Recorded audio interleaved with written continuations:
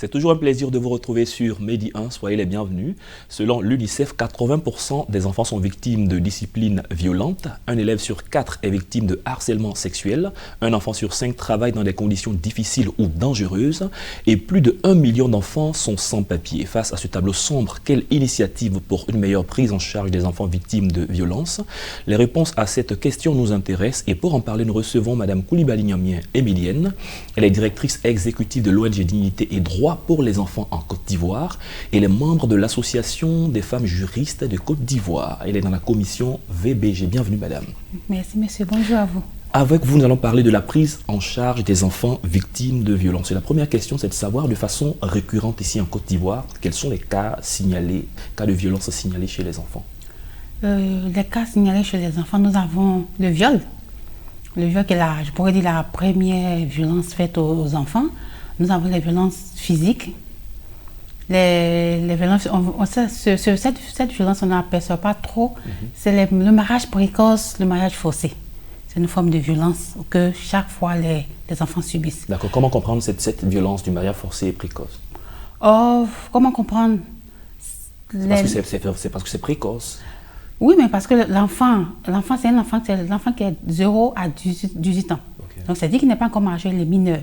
Donc, il ne doit pas s'adonner à ce genre de pratique, je pourrais dire, c'est-à-dire le mariage. Donc, du moment que nous permettons qu'un enfant moins de 18 ans fasse un mariage, c'est un mariage précoce, c'est un mariage comme ça. C'est une forme de violence. Violence, oui. C'est qualifié comme une violence. D'accord, très bien.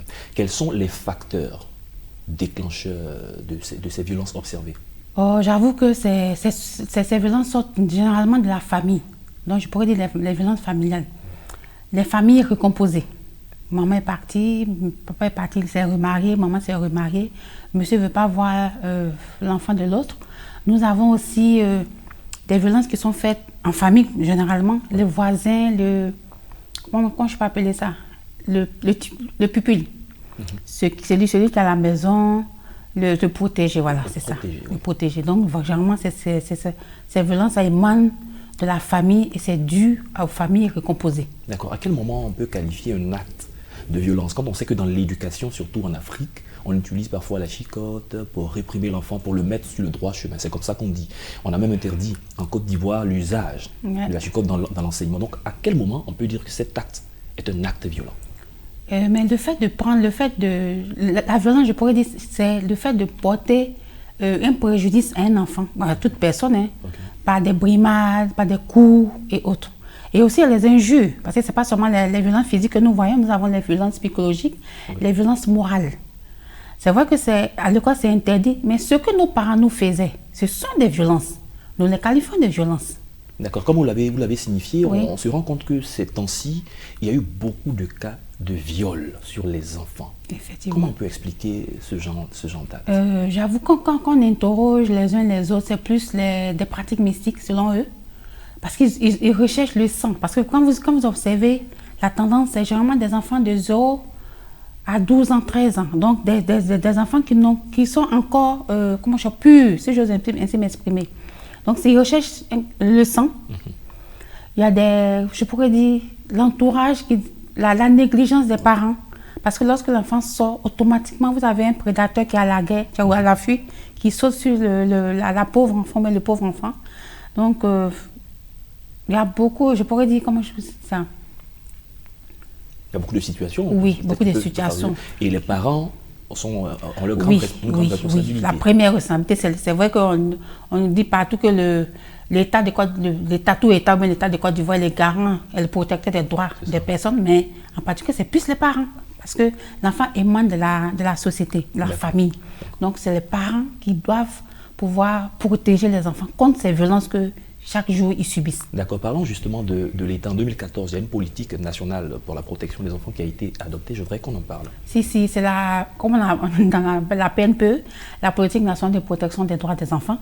C'est une politique qui a 4 axes. Vous avez la prévention, c'est-à-dire par les sensibilisations. Pas seulement l'État, mais l'État est accompagné généralement dans son travail, dans son pouvoir régalien par les ONG de protection des droits des enfants, ou bien comme c'est la PNPE des droits des enfants. Donc, vous avez la prévention, vous avez l'assistance, c'est-à-dire que tout enfant victime de violence devrait être pris en charge automatiquement parce qu'il y a des structures qui sont mises en place, c'est-à-dire par exemple les centres sociaux, les ONG et autres, les hôpitaux. Et vous avez la répression. C'est dit que lorsque une personne adulte commet une infraction, une violence sur un enfant, automatiquement la relève devait se faire, c'est-à-dire il devait subir la rigueur de la loi. Et puis bon, nous avons le suivi. Est-ce que la PNPE, la politique qui a été mise en place, est-ce qu'elle sied à, comment on appelle ça, je pourrais dire, à l'environnement protecteur de l'enfant? Est-ce que, parce que je crois bientôt nous devons comment je peux dire ça? Nous devons faire le bilan. D'accord. Donc, est-ce que cette PNPE-là a été bien élaborée, a été bien suivie, a été bien exécutée, et voir ce qu'on peut apporter dans cette PNPE-là. Donc, voilà les 4 axes que trace la politique nationale de protection des droits des enfants. Un enfant qui est victime de violence, comment parvenir à signaler ce cas? Je prends un exemple précis. Nous sommes dans le voisinage. On sent qu'à côté, un enfant est victime de violence, soit par le père, par la servante, ou en tout cas quelque chose de ce genre qui se passe là-bas. Qu'est-ce qu'il faut faire naturellement? C'est de porter l'information à l'autorité compétente, c'est-à-dire le commissariat le plus proche, ou bien le commissariat, la gendarmerie, ou le centre social même. Vous portez l'information. Il y a certains qui disent non, je ne veux pas qu'on sache que c'est moi la voisine. Donc voilà, à tel endroit, dans telle maison, un enfant est victime de violence. Donc les autorités s'y rendent pour pouvoir prendre l'enfant en charge. Soit l'enfant est retiré et placé dans un centre d'accueil pour une prise en charge psychosociale, ou bien les parents, donc je pourrais dire, sont aussitôt pris pour être entendus par la police. D'accord. Quelqu'un qui est dans le voisinage, qui observe de telles scènes et qui pendant longtemps n'en fait pas cas, est-ce qu'il est passible de quelque chose? Et je pourrais dire les complices, c'est vrai, mais il faut qu'on dénonce. Parce que c'est lorsque nous dénonçons que nous amenons les uns les autres à changer, pour qu'ils sachent qu'il y a des lois qui protègent ces enfants-là. Donc quand je ne dénonce pas, je suis complice. Je me fais complice de ce que l'enfant subit, ou de ce que la personne subit. Donc c'est bon que nous puissions dénoncer, surtout que c'est pas payant, c'est gratuit. On dit parfois qu'il ne dit rien, consent. Oui, et ça sauve des vies. Parlons de l'ONG que vous dirigez. Vous militez pour la dignité et le droit des enfants. Qu'est-ce que vous faites concrètement? Qu'est-ce que nous faisons, nous, de DCI? Nous avons 3 programmes sur lesquels nous axons nos activités. Vous avez le programme Enfance sans barreaux. Les enfants, l'intérêt des enfants, c'est à la maison et non derrière les barreaux. Comme nous appelons communément les enfants en conflit avec la loi. Pas les enfants dits microbes, les enfants en conflit avec la loi. Donc là-bas, nous essayons d'intervenir au niveau du COM, le Centre d'observation des mineurs, par l'assistance juridique, alimentaire, sanitaire et autres.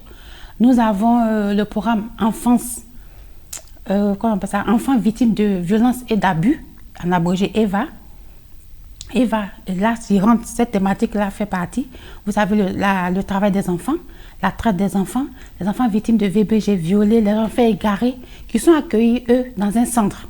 Ce programme, il y a un centre qui abrite ces enfants-là. Donc, par exemple, si un enfant est victime de violence, qu'on nous le refait, on l'accueille chez nous avec la pension complète, l'accueil, l'hébergement, le médical, le juridique et tout ce qui s'ensuit.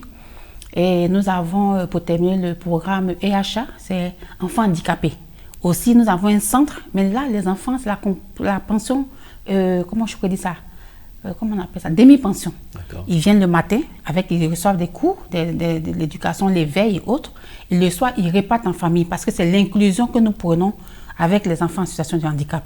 Eux, ils ont un centre, qui est le centre d'éveil et de simulation des enfants handicapés. Et là aussi, nous avons la rééducation. D'accord, c'est tellement en 30 secondes, nous sommes en train de terminer l'émission. Quelles sont vos prochaines initiatives pour les enfants? Prochaines initiatives, c'est un plaidoyer que nous faisons surtout pour le COM, surtout les enfants confiés avec la loi, parce qu'ils sont au sein de la MACA. Donc quand vous avez un enfant, on dit non, mon enfant est en prison, mais eux, ils ne sont pas en prison. La MACA qui est la maison de correction. C'est ça, d'Abidjan. Ils sont logés au sein de la MACA. Alors c'est faire des plaidoyers avec le groupe COM, le groupe Justice Juvénile, pour que comment on appelle ça? Ce COM-là puisse sortir de la MACA. D'accord, merci Madame Koulibaly Niamien Emilienne. Je rappelle que vous êtes la directrice exécutive de l'ONG Dignité et Droit pour les enfants en Côte d'Ivoire. Vous êtes membre de l'Association des femmes juristes de Côte d'Ivoire, également membre de la commission violence basée sur le genre. Merci. Avec vous, nous avons parlé de la prise en charge des enfants victimes de violences. Merci d'avoir accepté notre invitation. C'est moi qui vous remercie. C'est la fin de cette émission. Merci à tous de l'avoir suivi. Bonne suite de nos programmes.